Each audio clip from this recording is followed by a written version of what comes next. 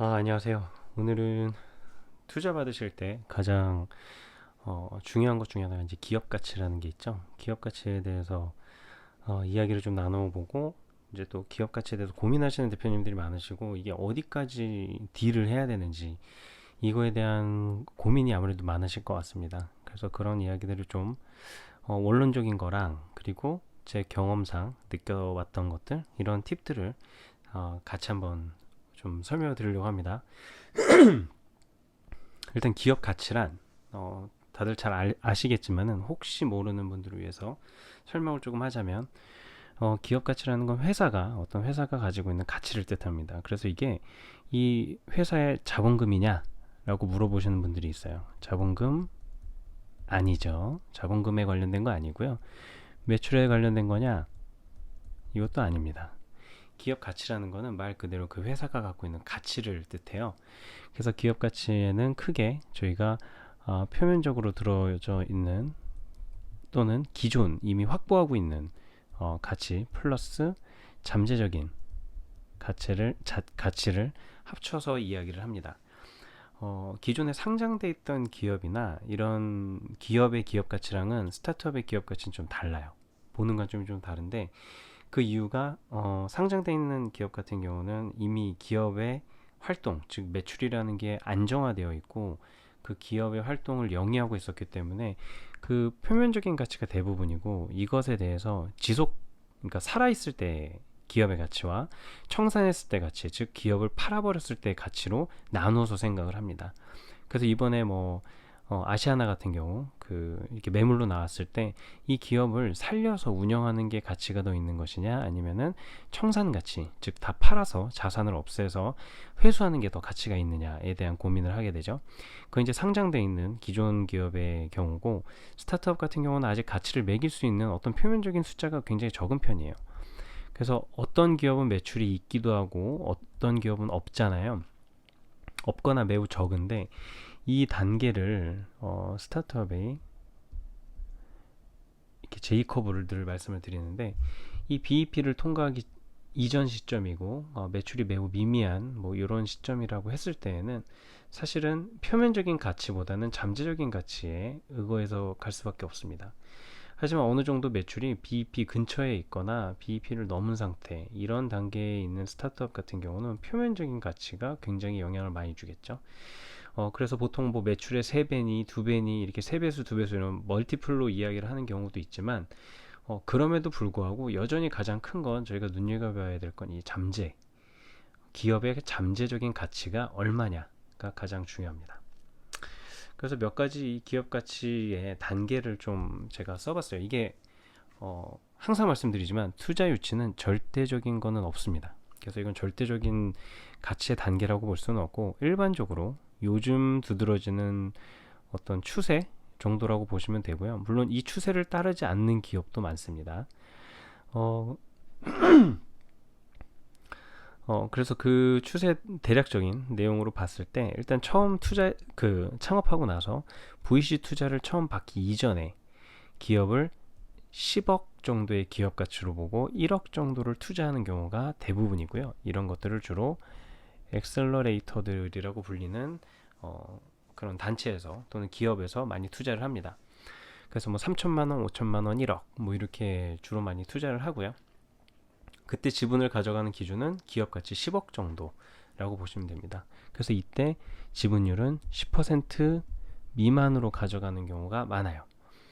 그 두 번째로는 첫 VC 투자 유치를 할 때 이때 보통 프리 A 단계라고 저희가 이야기를 하는데 이 프리 A 단계일 때는 투자 금액이 3억에서 5억 그리고 기업 가치는 30억에서 50억 정도를 봅니다. 그래서 이때도 역시 지분율은 10% 미만으로 가져가는 성향이 크죠. 그래서 이때도 뭐 1억밖에 못 받는 업체들도 있고요. 1억에서 2억 받는 회사들도 있는 게 사실입니다. 그거는 이 회사의 리스크 또는 이 회사의 기술 숙성 정도 또는 매출이 어느 정도 발생했는가 이 정도에 따라서 달라지는 것 같아요. 그리고 첫 양산 제품이 나오고 이 서비스가 어느 정도 완성됐을 때 받는 것을 보통 저희가 시리즈 A라고 부르고 A 때는 5억에서 10억을 받고요. 이때 기업 가치는 50억에서 100억 정도를 봅니다. 이때에도 역시 10% 미만을 주된 투자자들의 타겟 그 지분 확보율이라고 보시면 됩니다. 그래서 대부분 투자자들은 10% 미만으로 가져가려는 성향이 커요. 왜냐하면 10%를 넘어가는 순간 이게 뭐 정해진 딱 룰이 있는 건 아니지만 5% 넘어가면서부터는 회계 감사권이 생기고요. 그 10%가 넘어가면 이 회사에 대해서 어느 정도는 법적인 책임이 있다라고 많은 분들이 이렇게 판단합니다. 네, 그래서 10% 미만의 지분율을 확보하려고 하다 보니까 적정한 투자 금액과 어떤 그 균형이 맞는 시장 가치, 즉 기업 가치가 이렇게 생긴다라고 보시면 되고요. 그래서 이제 시장에 진입하고 나서 매출이 어느 정도 났다.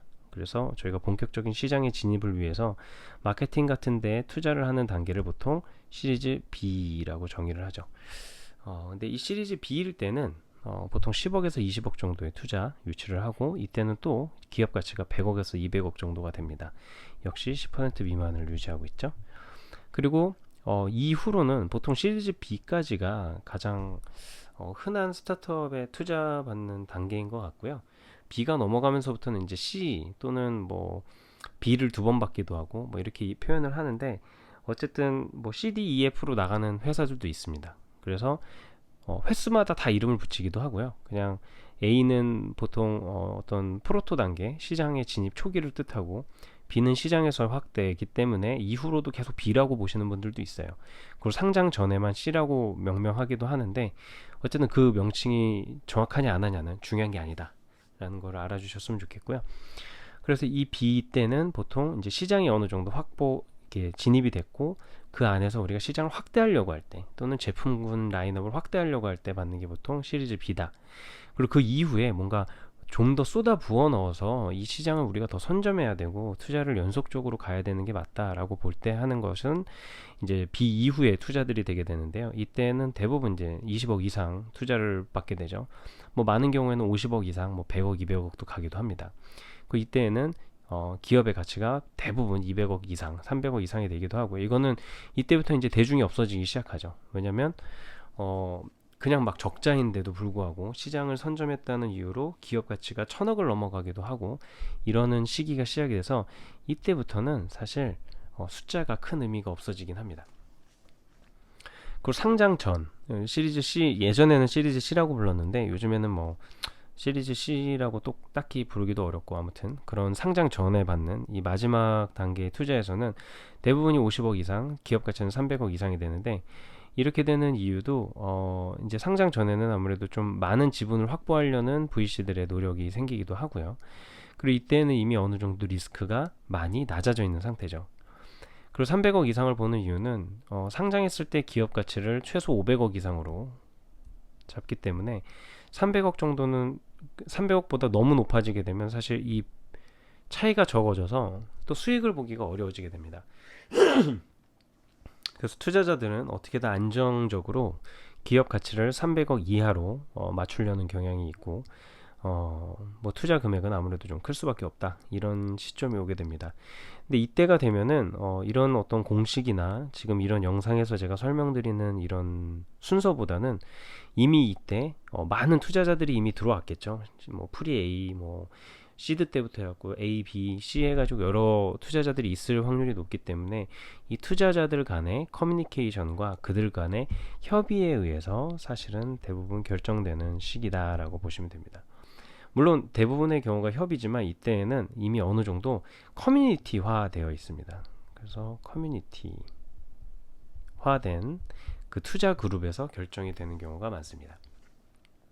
그 이때는 뭐 이제 상장을 하기 위한 주관사도 선정을 해야 되고, 그러기 때문에 그런 주관사와의 공감대도 필요하겠죠. 그래서 그런 것들이 여러 변수로 작용하기 때문에 뒤에 단계로 높아질수록 사실은 기업 가치를 단순하게 표현하기는 조금씩 더 어려워지기는 합니다. 그럼에도 불구하고 좀 이런 숫자들을 그대로 따라가기 어려운 면들이 있는데, 왜냐하면은 이 숫자 안에서도 범위가 있죠. 다 이렇게 범위가 있기 때문에 이 범위 안에서 투자자들은 최대한 낮은 쪽으로 붙이려는 경향이 있고, 아무래도 기업 오너나 창업팀에서는 위쪽으로 올리려는 의지가 강하겠죠.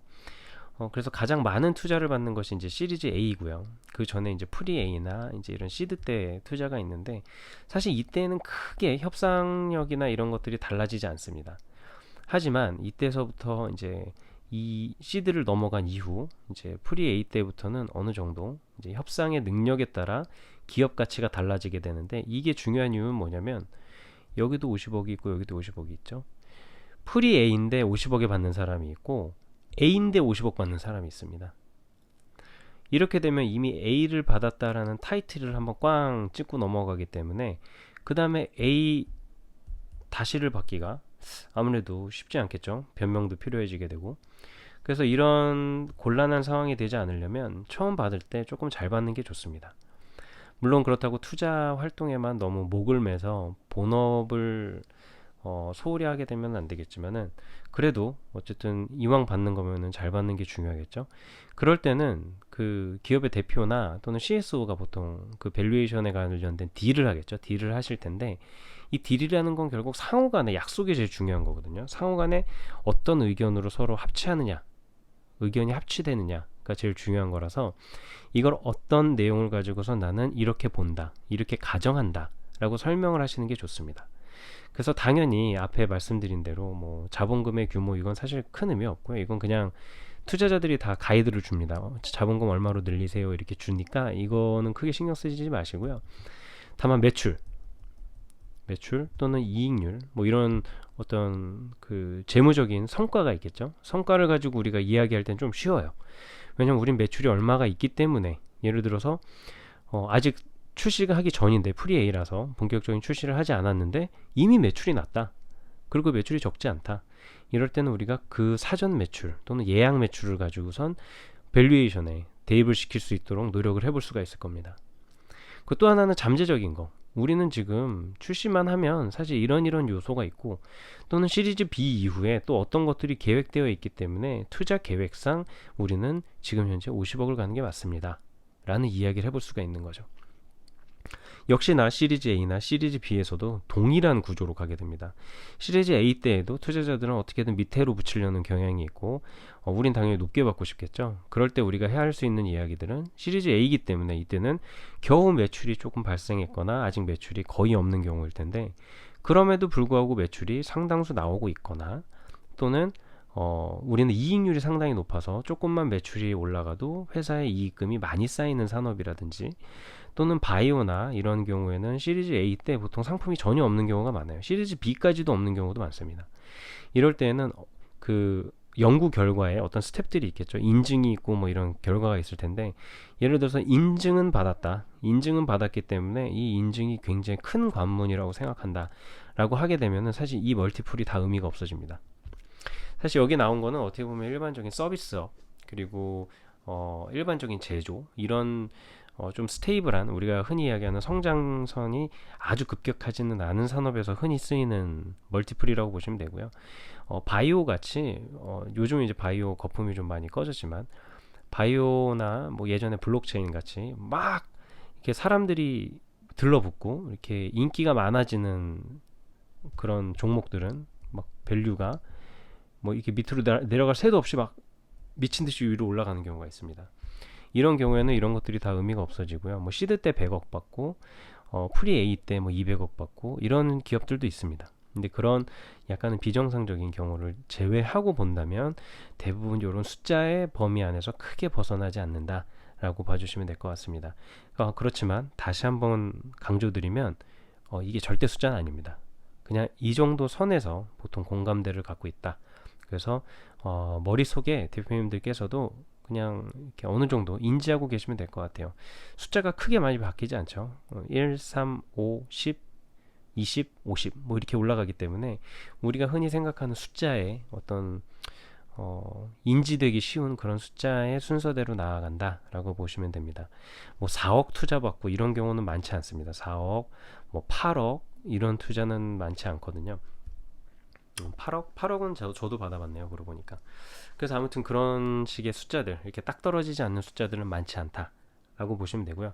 다만 2개 이상의 투자자가 들어올 때는 그렇게 될 수도 있습니다. 저도 첫 8억을 투자받았을 때 5억 투자자와 3억 투자자가 합쳐져서 8억 투자가 들어왔고요.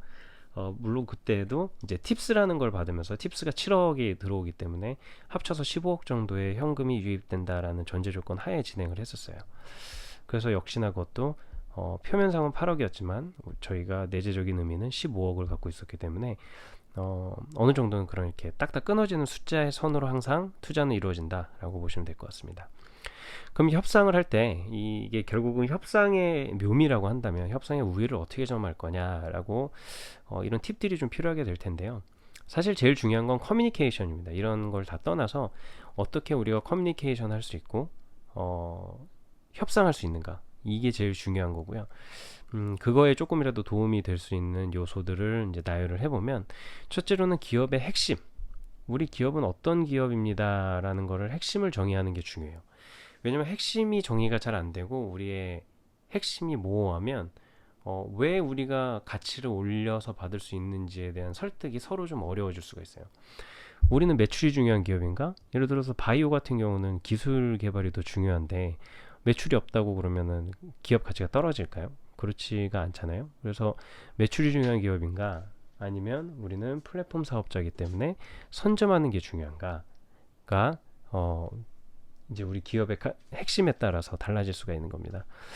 그래서 우리가 플랫폼 사업자고 플랫폼 업을 하는 경우라면은 매출은 좀 적더라도 선점 효과 때문에 또는 선점을 했기 때문에 기업 가치가 높다라고 주장을 할 수가 있는 거고요.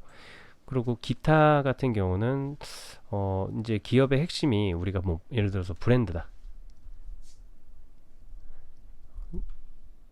제가 있었던 회사는 이제 브랜드를 저희는 기업의 핵심으로 정의를 했었어요. 그리고 이것들을 충분히 납득시킬 만한 활동들이 쭉 있었습니다. 그렇기 때문에 우리는 브랜드를 이만큼 확보를 했고 브랜드로서의 가능성이 있기 때문에 우리의 기업의 가치는 이거다 라는 설명에 논리가 섰었고요. 두 번째로는 역시나 이제 포텐셜의 확장이죠. 우리 회사의 가능성. 우리 회사가 신제품을 이런 걸 할 거다. 우리가 신규 라인업이 있다. 신제품 같은 걸로 설명을 할 수도 있고요. 당연히. 그리고 인재 영입. 우리가 어떤 인재가 영입이 됐는데 이 인재로 인해서 우리가 변화될 기대치가 이런 게 있다. 그리고 우리 회사의 구조가 이렇게 변화하고 있다. 변화를 했다. 이미 어느 정도. 뭐 예를 들어서 매출 또는 이익률의 변화 또는 생산 공정의 변화 또는 팀 구조, 조직 구조가 어떻게 변했다라는 것이 좀 드라마틱하다면 투자자들한테 이해 설득이 되겠죠. 그리고 파트너십도 되게 중요한 요소입니다. 우리 회사가 혼자 하는 게 아니라 이런 파트너들과 같이 일을 한다. 우리가 이런 파트너십을 통해서 더 시장 지배력을 강화할 수 있다. 라는 게 설명이 된다면 이 역시 기업의 어떤 핵심 구조가 변화했다라는 의미로 받아들여질 수 있게 됩니다. 그리고 거꾸로 이 파트너십이 사실은 투자자를 자극하기도 합니다. 이 가장 비슷한 예가 이제 삼성의 삼성 벤처 투자가 그렇게 투자를 하죠. 삼성 벤처 투자는 보통 삼성의 사업부가 승인한 투자건에 대해서 투자를 하게 됩니다. 그래서 이 파트너십이 사업부가 되게 되면 사업부가 삼성벤처를 자극해서 삼성벤처가 투자를 집행합니다. 이런 파트너십도 당연히 가능하고요. 이 외에도 대부분의 대기업이 갖고 있거나 아니면 대기업의 계열사인 투자사들은 이렇게 사업부에서 올라온 긍정적인 검토를 무시할 수가 없습니다. 이건 뭐 대부분 이 투자 회사가 사업부에서 돈을 받아서 쓰기도 하고요. 예전에 제가 이 앞선 영상에서도 LP라는 개념을 설명드렸었는데 이런 경우에는 사업부가 LP죠. 그래서 LP의 말을 들을 수밖에 없는 경우도 있고, 그리고 또 하나는 투자자 입장에서는 우리 사업부랑 사업을 하는 스타트업이라면 아무래도 믿을 수 있겠죠. 그래서 그런 면 때문에 이제 투자가 좀 쉬워지는 경우도 있습니다, 실제로. 뭐 그리고 꼭 이렇게 꼭 수직 계열화되어 있는 투자사가 아니더라도 파트너십 간의 소개와 소개 또는 파트너십 간의 어떤 연대 때문에 투자가 쉬워지는 경우도 많아서 파트너십도 굉장히 강력한 우리의 포텐셜 또는 우리의 협상 가치를 높이는 데 굉장히 일조하는 일입니다. 그리고 세 번째로는 이제 투자 유치 활동의 퀄리티를 높여야 된다라는 건데 초기에는 아무래도 엑셀러레이터나 초기 정부 지원 자금을 쫓아다닐 때는 막 이렇게 지원서만 넣으시면 되는데 어느 정도 이제 프리 A 이후부터는 이 네트워킹에 따른 영향력도 굉장히 커지게 되고, 그리고 투자를 받더라도 어떤 밸류로 어떤 사람하고 대화를 할 거냐에 따라서 우리의 투자 유치 성공 가능성, 그 밸류에이션의 규모도 달라집니다. 그래서 투자 유치 활동에 대한 퀄리티를 높이는 데 집중하시면은 또한 협상의 우위를 점하실 수가 있습니다. 그래서 우리가 누구와 대화를 할 거냐, 이런 고민을 항상 하셔야 되고, 어디에 가서 이야기할 거냐, 이런 고민도 하셔야 됩니다. 왜냐면은 어디까지나 IR 그리고 투자 유치는 쇼입니다. 기본적으로 쇼를 기반으로 하기 때문에 어떤 곳에서 쇼를 하는가가 가장 중요하겠죠. 아무리 노래를 잘하는 가수라도 그냥 회식 자리에서 노래 부르는 거라 이런 가요 무대에서 노래를 부르는 게 당연히 파급 효과가 다르듯이, 우리도 어떤 무대에 서서 어떤 사람들과 대화를 할 거냐에 대한 퀄리티를 처음부터 너무 높은 데만 목표로 하시면 안 되겠지만은 점점 우리가 피칭하는 그 퀄리티, 피칭하는 곳의 퀄리티도 생각해야 된다. 그래서 내가 만드는 IR 자료의 퀄리티도 생각을 하시고, 만나는 사람도 생각을 하시고, 그리고 그들을 만나는 장소도 생각을 하셔서 협상의 우위가 잘 될 수 있었으면 좋겠습니다. 그리고 계속 드리는 말씀이지만 사실 사람 간에 하는 비즈니스입니다. 투자 또 스타트업이라는 건. 그래서 무엇보다도 가장 중요한 거는 사람입니다. 사람. 어떤 사람을 만나고 어떤 경우가 되느냐에 따라서 달라지는 게 바로 투자 유치이기 때문에, 뭐 알리바바 같은 경우도 손정희 회장님을 만나서 뭐 이렇게 갑자기 투자가 유치된 걸로 또 많이 알려져 있죠. 저 같은 경우도 첫 투자를 이제 NHN 쪽에서 받았는데, NHN 그 대표이사님께서 당시에 저희 아이템을 보고 너무 좋아해 주셔가지고 바로 투자하겠다라고 결정을 해주셔서 첫 투자가 이루어졌었습니다. 그래서 이렇게 사람이 만들어내는 거다 보니까 어느 시점에 터질지를 몰라요. 그래서 IR을 계속 한 번, 두 번, 세 번, 네 번 하다 보면은 뭐 옛날에 했던 사람이 다른 누군가한테 소개를 해줘갖고 이 사람 때문에 투자가 되는 경우도 있고, 아니면 더해지다가 어느 선 이상의 나에 대한 이미지가 올라져 가면서 이 사람이 빵 투자하는 경우도 있어요. 그래서 어떻게 풀어져 갈지는 우리가 알기 어렵지만 결국 사람이 제일 중요하다라는 걸 알면 IR 할 때의 태도, 그때 그 투자자들과의 대화하는 커뮤니케이션 방법 등에 대해서 조금 더 현명한 선택들을 할 수 있게 되지 않을까, 이런 생각을 해보고요. 그리고 또 하나는 이제 투자자도 말씀드린 대로 이 사람이 보는 것과 이 사람이 보는 게 다릅니다. 그래서 이 사람이 예를 들어서 3억에 30억 밸류라고 이야기를 했어도 여기서 투자 활동을 꼭 멈추실 필요는 없어요. 누가 하겠다라고 하더라도 그래도 계속 만나세요. 계속 만나시다 보면 누군가 갑자기 나는 10억에 50억 밸류로 봐줄게, 이렇게 하는 사람이 나올 수 있습니다. 그럼 당연히 이 사람한테 투자 받는 게 더 좋겠죠. 근데 이렇게 받으면서 오히려 우리가 다시 한번 협상을 할 수도 있는 거예요. 협상이라는 건 사실 굴리면 굴릴수록 맛이기 때문에 낮춰가지고 저는 5억밖에 필요하지 않아요. 50억 밸류에 5억 가져가세요. 그래서 10%입니다. 그 이상은 받고 싶지 않습니다. 이렇게 이야기하는 거죠. 그럼 투자자 입장에서는 이렇게 다 받아가는 스타트업보다는 이렇게 받아가겠다고 하는 스타트업을 조금 더 비즈니스 마인드가 강하다, 저 사람은 뭔가 성공할 사람인 것 같다라는 느낌을 더 받게 됩니다. 그래서 이런 식의 우리가 딜의 묘미를 어떻게 만들어가는가 에 대한 고민도 좀 해볼 필요가 있어요. 그래서 결국은 투자 유치 활동에 대한 퀄리티를 높여서 내가 딜을 좀 더 멋있게 만들어서 멋있는 딜이 되게끔, 그래서 돈을 주는 사람도 돈을 받는 사람도 기분이 좋게 끝날 수 있는 그런 멋진 딜이 되게끔 이끌어가는 것도 하나의 스타트업 그 리더로서, 스타트업의 CSO든 CEO든 그 투자 유치를 리드하는 사람으로서의 어떤 자질 또는 멋이라고 생각을 합니다. 아무튼 오늘 이렇게 투자 유치를 받을 때 어떻게 밸류에이션을 받는지, 밸류에이션 협상을 하는지를 이야기를 나눠봤는데요. 도움이 되셨으면 좋겠고요. 좋아요와 구독 눌러주시고 또 궁금한 점 있으시면 댓글로 남겨주시기 바랍니다. 감사합니다.